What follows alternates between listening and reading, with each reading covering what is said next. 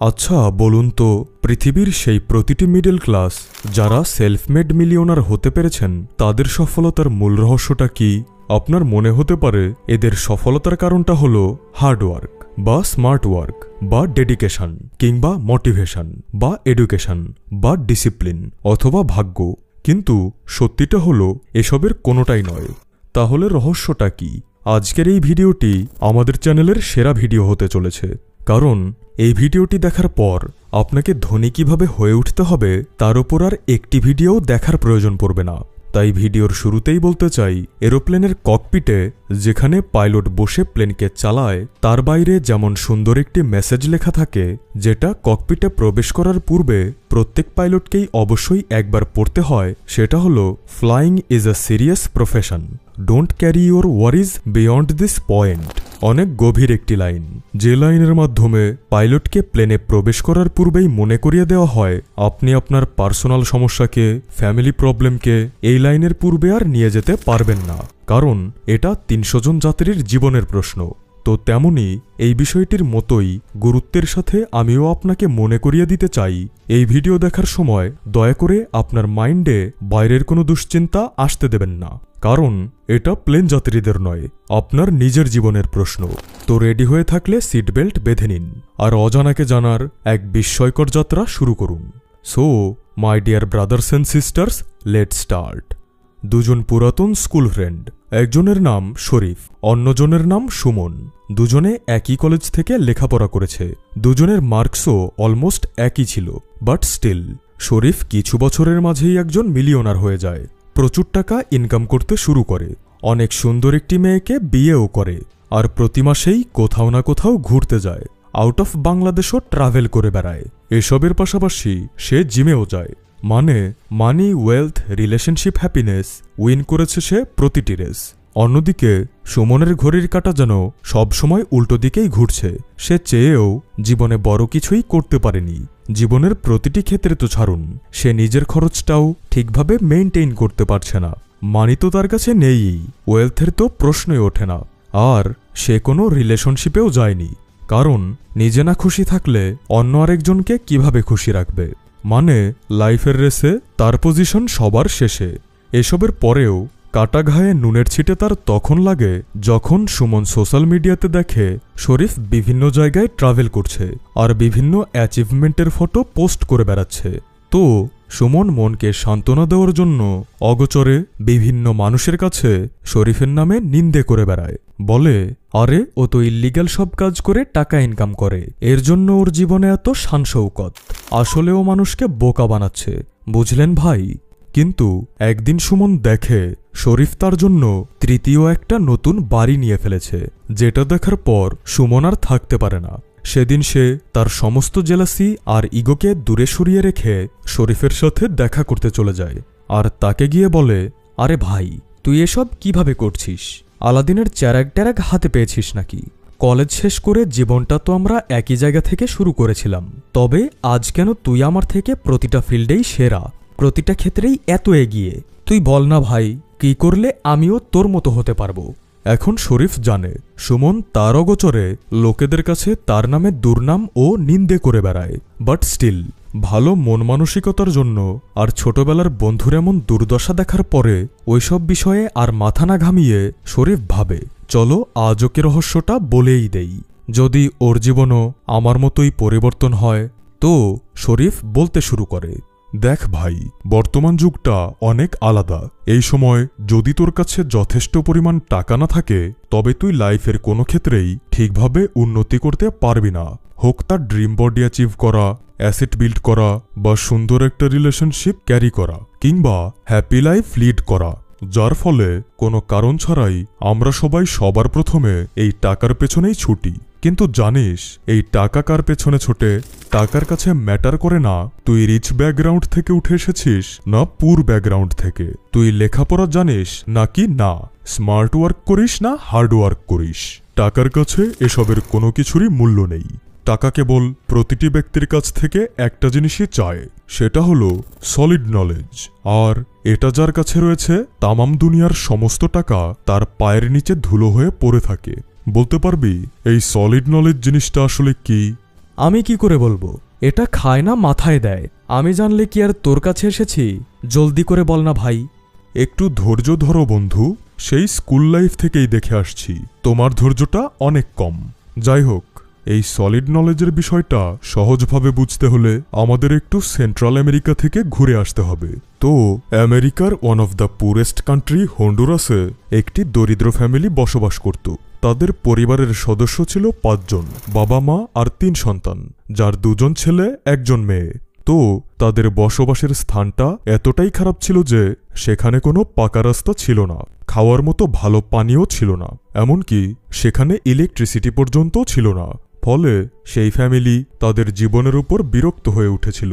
তাই বাধ্য হয়ে তারা তাদের জীবন বদলানোর জন্য নর্থ আমেরিকার ফ্লোরিডায় শিফট হয় আর একদম শূন্য থেকে নতুন করে জীবন শুরু করে। সেখানেও স্বাভাবিকভাবেই তাদের কাছে থাকার মতো ভালো ঘর ছিল না, খাওয়ার মতো পর্যাপ্ত টাকাও ছিল না। কিন্তু এরপরেও তাদের বাবা যেন তেনভাবে কোনো একটা কাজ করে তাদের জন্য খাবার নিয়ে আসতো, আর ছেলেমেয়েদের সবসময় একটা কথাই বলতো, তোমাদের জীবনে বড় হতে হবে, দারিদ্রতার এই অভিশাপ থেকে মুক্তি পেতে হবে। তাই ছোটবেলা থেকেই 3 ভাই বোন বিভিন্ন জায়গায় কাজ করার মাধ্যমে টাকা উপার্জনের দিকে নজর দেয়। তো বাড়ির যে ছোট ছেলেটি ছিল তার নাম ছিল জোসে, আর ছোট থেকেই তার ব্রেইন ছিল একজন এন্টারপ্রেনিয়ারের মতো। সে দেখে তারা 2 ভাইই অনেক ফ্যাশনেবল, তাদের 2 ভাইয়েরই স্টাইলিং আর ক্লোদিংয়ের প্রতি ব্যাপক আগ্রহ। তাই 2012-13 সালের দিকে যখন ইনস্টাগ্রাম একদম নতুন নতুন লঞ্চ হয়, যখন কেবল আইফোন ইউজাররাই এটা ব্যবহার করত, তখন 2 ভাই মিলে একটি ইনস্টাগ্রাম পেজ ওপেন করে, যার নাম তারা রাখে TMF, অর্থাৎ টিচিং মেন্স ফ্যাশন, যেখানে তারা তাদের ফটো আপলোড করতে শুরু করে এবং ধীরে ধীরে কন্টেন্ট বানাতে শুরু করে। তো তারা যে সময়ে এই কাজটি শুরু করেছিল সেই সময়ে ইনস্টাগ্রাম কি সেটাও মানুষ ভালোভাবে জানত না, ফলে ক্রিয়েটরও অনেক কম ছিল। আর যেহেতু তাদের কন্টেন্ট অনেক ইন্টারেস্টিং আর ইউনিক ছিল, ফলে ধীরে ধীরে তাদের পেজ গ্রো করতে শুরু করে, যেটা দেখে জোসে একটি ইউটিউব চ্যানেল খোলার সিদ্ধান্ত নেয়, যেখানে তিনি পুরুষদের মেন্স স্টাইলিং আর ক্লোদিংয়ের বিভিন্ন টিপস ও হ্যাকস দিতে শুরু করে। সেই সময় তার বয়স ছিল মাত্র 18 বছর। এরপর সে তার সাবস্ক্রাইবার ও ফলোয়ারদের কাছে কাস্টম স্যুট ও টি-শার্ট বিক্রি শুরু করার মাধ্যমে একটি বিজনেস ওপেন করে, আর 18 বছর বয়সেই তিনি তার কোম্পানির সিইও হয়ে যান। যেহেতু তার ব্যবসা ভালোই চলছিল, তাই সে স্কুল থেকে ড্রপ আউট করার সিদ্ধান্ত নেয়, যে সিদ্ধান্ত হয়তো তার জীবনের সবথেকে বড় ভুল হিসেবে বিবেচিত হতে পারত, কারণ জীবনে তো কোনো কিছুরই নিশ্চয়তা নেই। প্রথম দিকে তার বিজনেস ভালোই চলছিল, কিন্তু ধীরে ধীরে তার বিজনেস খারাপ হতে শুরু করে, আর 1.5 বছরেই সে $15,000 ঋণে ফেসে যায়। এখন এইটুকু একটা বাচ্চা ছেলের জন্য $15,000 অনেক বিরাট একটা নাম্বার ছিল। তো সেই সময় তার মাথায় নেগেটিভ সব চিন্তা আসে। সে ভাবে অনেক বড় একটা ভুল করে ফেলেছি, কলেজ থেকে ড্রপ আউট নেওয়াটা ঠিক হয়নি। আমার বন্ধুরা এখন সবাই মোটামুটি একটা ভালো পজিশনে, অনেকেই ভালো ভালো জবও করছে, কিন্তু আমি হতে চেয়েছিলাম বিজনেসম্যান, যার জন্য আজ ঋণের দেনায় মুখ লুকিয়ে বেড়াতে হচ্ছে। কিন্তু এরপরেও তার ভেতরে থাকা আগুনটা পুরোপুরিভাবে নিভে যায়নি। সে পুনরায় সিদ্ধান্ত নেয়, যা হবার হয়ে গেছে, আমি আবার নতুন করে শুরু করব, আর যদি এবারও ফেল হই তবে কলেজে গিয়ে লেখাপড়ায় মন দেব। তো সেই সালটা ছিল 2016। এবার জোসে ঠিক করে প্রথমবারের মতো আর ডিস্ট্র্যাক্টেড না হয়ে, বিভিন্ন কাজ একসাথে না করে, নিজের পুরো মনোযোগ, পুরো আনডিভাইডেড ফোকাস কেবল চ্যানেল বিল্ড করার উপরে দেবে, যার রেজাল্ট স্বরূপ TMF 30,000 সাবস্ক্রাইবার থেকে 1 বছরেই 1.5 লাখ সাবস্ক্রাইবারে পৌঁছে যায়, আর ওই বছরেই সে $3.5 লাখ রেভিনিউ জেনারেট করে। কারণ ওই সময় মেন্স স্টাইলিং নিয়ে কেউই এত বেশি পরিশ্রম করছিল না, লাইক সারাদিন টপিক খোঁজা, স্ক্রিপ্ট লেখা, ড্রেস নেওয়া, শ্যুট করা, এডিট করা ইত্যাদি। তো এরপর তিনি টিম বিল্ড করেন এবং বিজনেস শুরু করেন। এজেন্টেলস নামের একটি ক্লোথিং ব্র্যান্ড চালু করেন। তিনি বিগত কয়েক বছর ট্রায়াল অ্যান্ড এরর করতে করতে বিজনেস এবং ফ্যাশনের ওপর এমন এক সলিড নলেজ অর্জন করে ফেলেছিলেন যে এবার সে তার ভাইয়ের সাথে মিলে 1 নয় 2 নয় 3টি নতুন ব্র্যান্ড চালু করেন। হি গ্রুমিং, যেখানে গ্রুমিং প্রোডাক্ট বিক্রি শুরু করেন; জেড ব্ল্যাক, যেখানে সানগ্লাস বিক্রি শুরু করেন; স্যান্টা লুসিয়া, যেখানে পারফিউম বিক্রি শুরু করেন। আর এই সলিড নলেজের রেজাল্ট কি এসেছিল? বাই দ্য এজ অফ 23 মাত্র 5 বছরেই সে একজন মিলিয়নার হয়ে যায়। বাই দ্য এজ অফ 25 সে তার বেস্ট ফ্রেন্ডকে বিয়ে করে এবং একটি ফুটফুটে সন্তানের বাবা হয়ে যায়। তো এখন তার কাছে মাল্টিপল স্পোর্টস কার রয়েছে এবং সে একটি পেইন্ট হাউসে বসবাসের মাধ্যমে তার লাইফ লিড করছে। বর্তমানে জোসে জুনিগা 28 বছরে পৌঁছেছে আর তার লক্ষ্য এখন একজন বিলিয়নার হওয়া। তো এটাই হলো সলিড নলেজের পাওয়ার। সে হারা যে তার খেলা খেলতে খেলতে নিজের ফিল্ডে নিজেকে এমন এক অনন্য উচ্চতায় নিয়ে গেছেন যা তাকে পৃথিবীর 1% মানুষের মাঝে সামিল করে দিয়েছে। চল আর একটি ট্রু স্টোরি তোকে বলি। তুই নিশ্চয় শুনেছিস স্টিভ জবসকে ধাক্কা দিয়ে বের করে দেওয়া হয়েছিল তার নিজের কোম্পানি থেকেই। সেই কোম্পানি যে কোম্পানি তিনি কলেজ ড্রপ আউট হয়ে টাকার প্রয়োজনে নিজের পছন্দের কার বিক্রি করে তৈরি করেছিল। মূলত অ্যাপেল সাকসেস পাওয়ার পর স্টিভ জবস জন স্কালিকে অ্যাপেলের সিইও পদে হায়ার করেন আর নিজে ম্যাকিনটস কম্পিউটার তৈরিতে লেগে যান। কিন্তু এই কম্পিউটারের অতিরিক্ত দাম এবং সঠিকভাবে কাজ না করার জন্য তিনি এতে ব্যর্থ হন। আর এই ব্যর্থতার সুযোগ নিয়ে জন স্কালি, যাকে স্টিভ জবস নিজে হায়ার করেছিল, সেই তিনি অ্যাপেলের বোর্ড অফ মেম্বার্সদের হাত করে স্টিভকে অপমান করে অ্যাপেল থেকে বের করে দেন। কিন্তু এরপরও স্টিভ হার মানেননি, কারণ তার কাছে ছিল সবথেকে মূল্যবান জিনিস, তা হল এই ফিল্ডের সলিড নলেজ। তিনি অ্যাপেলের শেয়ার বিক্রি করেন এবং সেই টাকা দিয়ে দুটি নতুন কোম্পানি শুরু করেন। প্রথমটি হল নেক্সট আর দ্বিতীয়টি হল পিক্সার। পিক্সার পৃথিবীর প্রথম computer animated feature film toy স্টোরিকে ক্রিয়েট করে আর এটি আজ পৃথিবীর সবথেকে সাকসেসফুল অ্যানিমেশন স্টুডিওতে পরিণত হয়েছে। যদিও তিনি পরবর্তীতে পিক্সারকে ডিজনির কাছে $7.4 বিলিয়ন স্টক ডিলে বিক্রি করেন আর নেক্সটকে নিজের সমস্ত নলেজ দিয়ে, সমস্ত এনার্জি দিয়ে সফল করতে লেগে যান। ফলে খুব অল্প দিনেই নেক্সট অ্যাপেলের সাথে চরম প্রতিদ্বন্দ্বিতার শুরু করে আর এদিকে অ্যাপেল স্টিভকে ছাড়া ধ্বংসের দ্বারপ্রান্তে এসে দাঁড়ায়।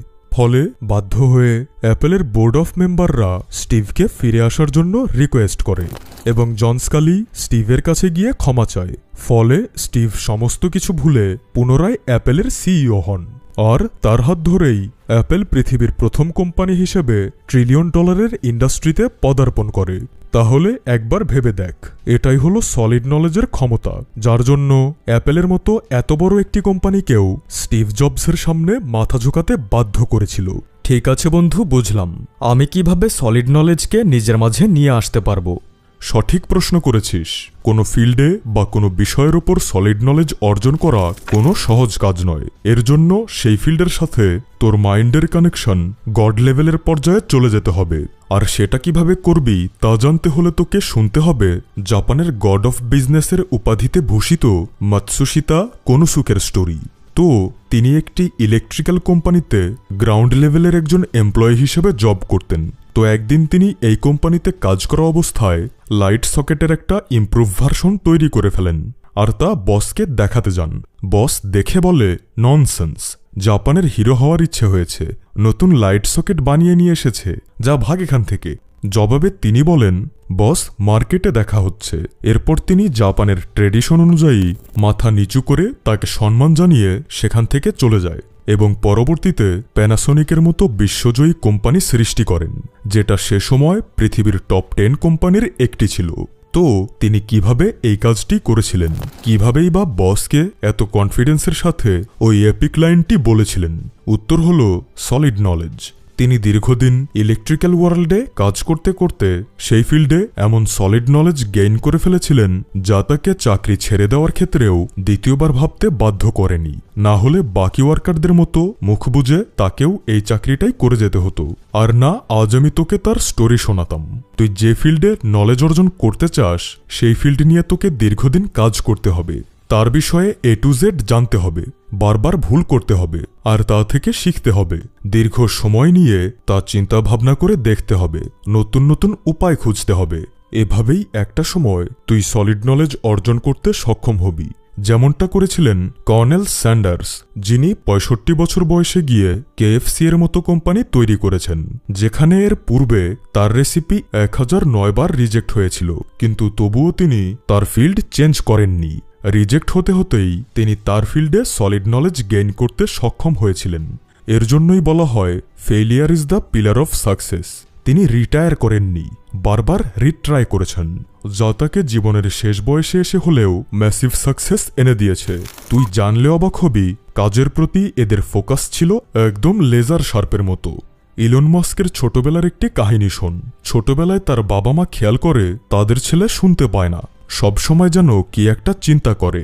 বাবা মাও দুশ্চিন্তায় পড়ে যায়। ইলনকে ডক্টরের কাছে নিয়ে যায়। ডক্টর বলে অপারেশন করাতে হবে। তো ছোটবেলায় ইলনের কানের অপারেশন করানো হয়, কিন্তু এই অপারেশনের পরেও দেখা যায় সে আগের মতোই কানে শুনতে পাচ্ছে না। সব সময় কি সব যেন ভেবে যাচ্ছে। তো সবাই ভেবেই নিয়েছিল ইলন বোধহয় আসলেই কানে শুনতে পায় না, কিন্তু পরবর্তীতে জানা যায় শালা ওর পুরো সিস্টেমটাই উল্টো। তার কান পুরোপুরিভাবে ঠিক ছিল, কিন্তু যখন তিনি কোনো কিছু নিয়ে চিন্তা করতেন তখন এমন ফোকাসের সাথে সেটা করতেন যে আশেপাশের কোনো কিছুতেই তার খেয়াল থাকত না। তুই যাই করিস না কেন, যখন সে চিন্তা করে তখন সে কিছুই বুঝতে বা শুনতে পারে না। স্বামী বিবেকানন্দও এমন ছিলেন। একদিন রাস্তার পাশের ল্যাম্পপোস্টের নিচে বসে লেখাপড়া করছিলেন। পাশ থেকে বিয়ের বারাত প্রচুর গান বাজনা করতে করতে চলে যায়। এরপর একজন লোক স্বামীজির কাছে এসে বলে, ভাই, এখান দিয়ে কি কোনো বারাত চলে গেছে নাকি? স্বামীজি বলে, কই না তো। আসলে তিনি বুঝতেই পারেনি, কারণ তিনি এত মনোযোগের সাথে লেখাপড়া করছিলেন যে তার আশেপাশে কি হচ্ছে সেটা তিনি জানতেনই না। কিন্তু এসব তোকে বলে কি হবে? তুই তো ইনস্টাগ্রাম, ফেসবুক আর টিকটকের রিলস দেখতে দেখতে নিজের ফোকাসকে এতটাই নষ্ট করে ফেলেছিস যে আজ মোবাইল ছাড়া 2 মিনিটও টিকতে পারিস না। 2 মিনিট মোবাইল ছাড়া নিজের সাথে নিজে বসলে তোর ধৈর্য শেষ হয়ে যায়, নিজেকে পাগল বলে মনে হয়। তুই ঠিকই বলেছিস বন্ধু, আমায় নিজেকে অসম্ভব রকম বদলাতে হবে। মিকি মাউস কার্টুন সম্পর্কে তো তুই জানিস, যেটা তৈরি করেছিল ওয়াল্ট ডিজনি। তার দীর্ঘদিনের পরিশ্রমের ফলে কার্টুনটি বেশ ভালোই চলছিল। এরপর সে সিদ্ধান্ত নেয়, আমি একটু বড় কিছু করব। এবার আমি নতুন কার্টুন মুভি বানাবো, যেখানে টেকনিক্যাল কালার থাকবে, ফুললি অ্যানিমেটেড হবে, যা ফিচারলেস হবে। তো সেই সময় এমন কার্টুন মুভি তৈরি একদম নতুন ও আলাদা একটি চিন্তা ছিল, কারণ তার পূর্বে কেউ এমনটা করেনি। তো এই প্ল্যানটি বাস্তবায়ন করার জন্য তার প্রচুর টাকারও প্রয়োজন ছিল। তাই সে বিভিন্ন মানুষের কাছে, অসংখ্য জায়গায় যায়, সবার কাছে হাত পাতে, কিন্তু কোথাও থেকে কোনো সাহায্য আসে না। এমনকি তার ওয়াইফ ও ভাই পর্যন্ত বলে, দরকার নেই নতুন কিছু করার, যেটা করছিলে সেটাই চালিয়ে যাও। কিন্তু তিনি অ্যানিমেশনের দুনিয়ায় এমন সলিড নলেজ অর্জন করে ফেলেছিলেন তার দীর্ঘদিনের অভিজ্ঞতা এবং পরিশ্রমের ফলে, যে তিনি জানতেন আমার সফলতা একদম নিশ্চিত, ব্যাস আমার কিছু টাকার প্রয়োজন। তাই তিনি তার বাড়ি বন্ধক রেখে তার টাকা দিয়ে মুভি তৈরি শুরু করেন। এবং এর রেজাল্ট কি এসেছিল? ওয়াল্ট ডিজনির লাগানো $1.5 মিলিয়ন থেকে $8 মিলিয়ন রিটার্ন আসে। আর তার তৈরি কাজের ডিমান্ড এত বেশি ছিল যে মুভিটি বারবার রিলিজ করতে হয়েছিল। আর এটাই হলো সলিড নলেজের পাওয়ার। তো দেখ ভাই, শেষে একটা কথাই বলি, যদি তোকে বলা হয় তুই আজ যে কাজ করছিস তার জন্য কাল থেকে আর কোনো টাকা পাবি না, তবুও কি তুই সেই কাজ করবি? যদি তোর ভেতর থেকে জবাব আসে হ্যাঁ, তবে যা করছিস তাই কর। আর যদি জবাব আসে না, তবে হতে পারে তোকে তোর প্রফেশনকে বদলানোর প্রয়োজন আছে। তো যখন তুই তোর পছন্দের কাজ বা নির্দিষ্ট বিষয়ের উপর সম্পূর্ণ ফোকাসের সাথে, ফুল ডেডিকেশনের সাথে দীর্ঘ সময় নিয়ে লেগে থাকবি, তখন একটা সময় তুই নিজেও জানতে পারবি না কখন সেই ফিল্ডের তুই সলিড নলেজ গেইন করে ফেলেছিস আর ওই 1% মানুষের পর্যায়ে চলে গেছিস। ওই সময় এই পৃথিবী তোকে দেখে ওভারনাইট সাকসেস বলবে, আর তুই সেটা শুনে মুচকি একটু হাসবি। সুমন মন্ত্রমুগ্ধের মতো শরীফের কথাগুলো শুনছিল। শেষে বলল, মামা, তোর কাছে না আসলে এই অসাধারণ বিষয়গুলো হয়তো আমার অজানাই থেকে যেত। এখন অন্তত আমি এটা জেনে গেলাম আমায় কি করতে হবে, আর আমি জীবনে ঠিক এই রাস্তাতেই চলার চেষ্টা করব। তো বন্ধুরা, এই ছিল আমাদের আজকের আয়োজন। ভিডিওটি ভালো লাগলে লাইক করবেন, কমেন্টে আপনার মূল্যবান মতামত জানাবেন, আর এমনই ননস্টপ নলেজেবল ভিডিও পেতে SSS মোটিভেশন চ্যানেলটি সাবস্ক্রাইব করবেন। ধন্যবাদ।